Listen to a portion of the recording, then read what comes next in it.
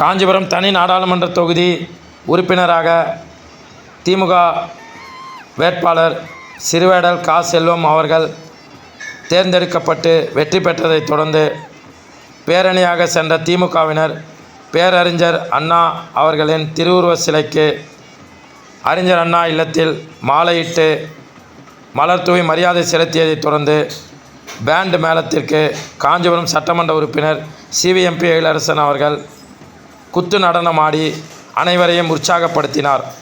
காஞ்சிபுரம் மாவட்டம் காஞ்சிபுரம் தனி நாடாளுமன்ற தொகுதியில் திமுக வேட்பாளர் செல்வம் அவர்கள்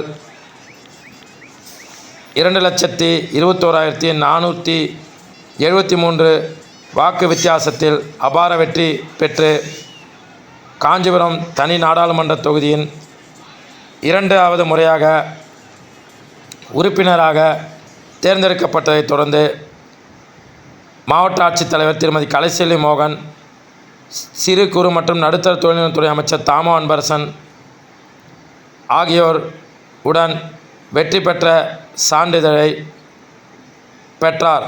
அப்போது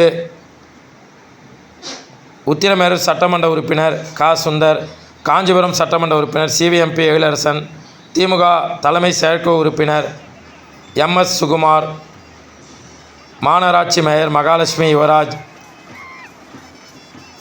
ஒன்றிய செயலாளர்கள் பி.எம். குமார், படுநெல்லி பாபு, பி. சேகர், ஞானசேகர், குமார், மாவட்ட இளைஞரணி அமைப்பாளர் யுவராஜ், மாவட்ட இளைஞரணி துணை அமைப்பாளர் சஞ்சய், வழக்கறிஞர் துரைமுருகன், முன்னாள் ஐயம்பேட்டை ஊராட்சி மன்ற தலைவர் மற்றும் திமுகவின் சாட்சி சண்முகம் மற்றும் திமுக நிர்வாகிகள் ஏராளமானோர் உடனிருந்தனர்.